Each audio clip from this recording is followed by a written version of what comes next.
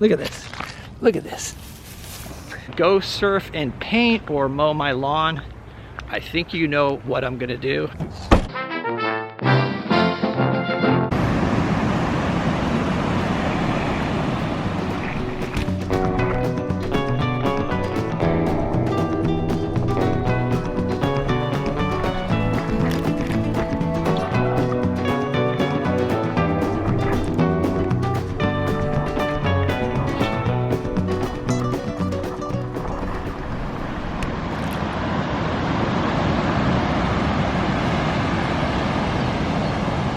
Surfing makes me hungry, so I went and got a burrito, and now I'm gonna try to find a spot to paint. I think actually waiting a bit is good because the light will be better. All right, so I could do something like this, which would be 12 by 16. That looks good, although these cliffs seem kind of too prominent. I'm interested in this reflection, you know, the color reflected in the wet sand. Let's see what a square might look like, you know, and include more of this foreground here. Yeah, I think I'll go with that. Okay, so I'll be using liquid for my medium as usual. I got some odorless mineral spirits in a brush washer for cleaning my brushes. A wide assortment of brushes here, but I'm probably going to use this number 10 synthetic bright. This is a Princeton 6300. I'm going to be using this after the scrub in to finish the painting. At least that's the plan. And probably will do the scrub in with this number 8 natural bristle brush. I would use a larger one, but I don't have one. Colors are cadmium yellow lemon, titanium white, cadmium yellow medium, yellow ochre, burnt sienna, alizarin crimson. I've got a bit of dioxazine purple there, ultramarine blue, and then phthalo blue green shade from Utrecht.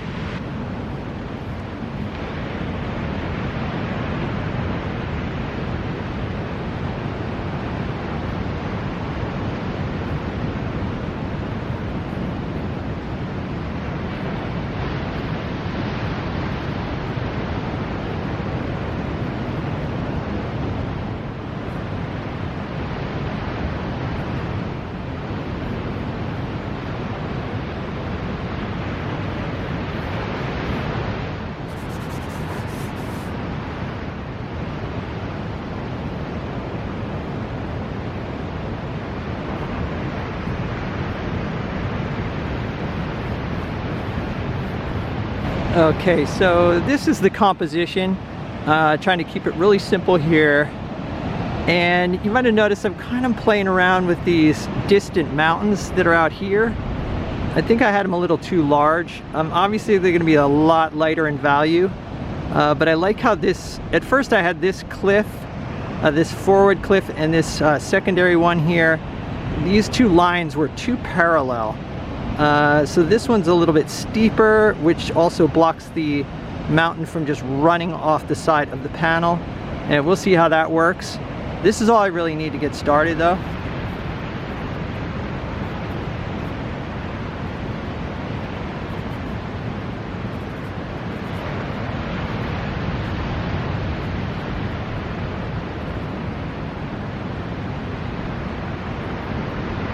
Alright, so I'm mixing up the color for the cliffs out here, and as you can see they're really grayed down. So I started off with a mixture of alizarin crimson, burnt sienna, and cad yellow medium, but you can see this is way too bright orange, so I added some ultramarine blue, which complement to kind of gray it down.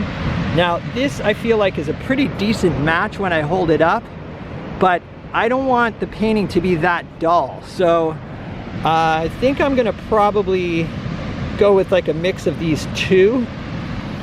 You know, maybe put a little of that gray in there, and then, you know, put it on here and see how it looks. Like that still looks fairly dull to me. But I'm gonna go with this, and I can adjust, you know, I can adjust things later. So I'm just gonna cover the panel really quickly, and then I can, you know, fine tune the colors later.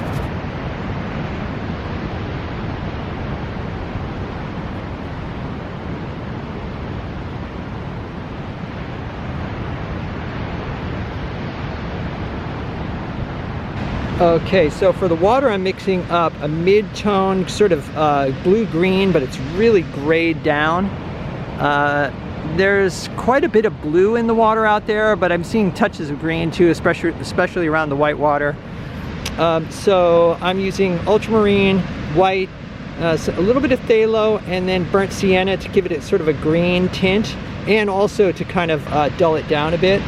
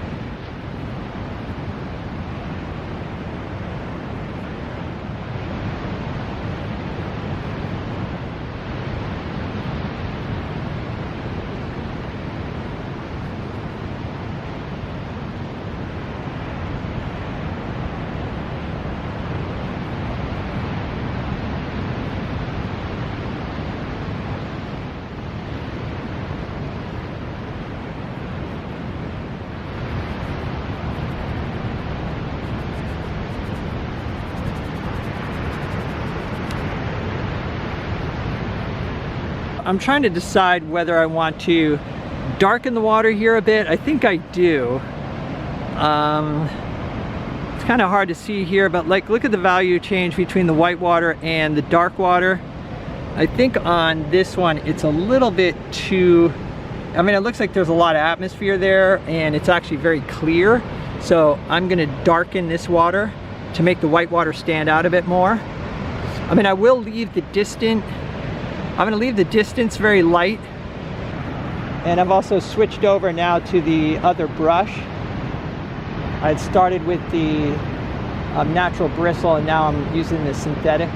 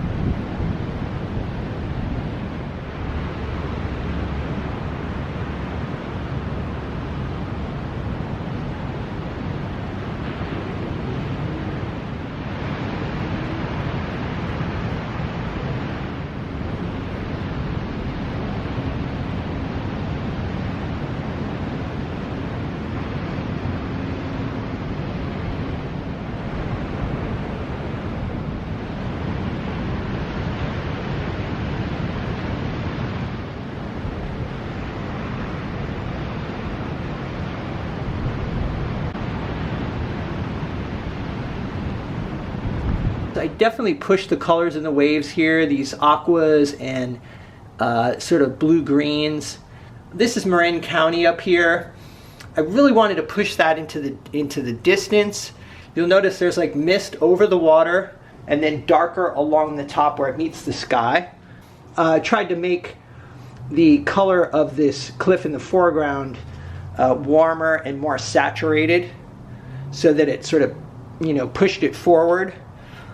Grayed down, you know, the colors in this cliff. You know, trying to be careful not to have these two shapes mimic each other, like this line here and then this line, have these be sort of different. I feel like the reflection is pretty effective.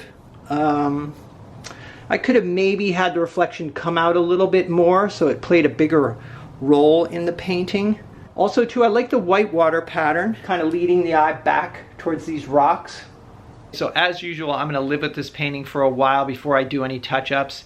And typically what I do is I'll set the painting on a music stand in my dining room, you know, where I'll see it in passing, and you know, like I said, live with it for a couple weeks before doing any touch-ups, because I don't want to, you know, sometimes if I go into touch-ups too soon, I can paint over something that actually I grow to appreciate when I'm living with the painting. In other news, my Show It studio is finally open. I will put a link down below in case you're interested in seeing the work.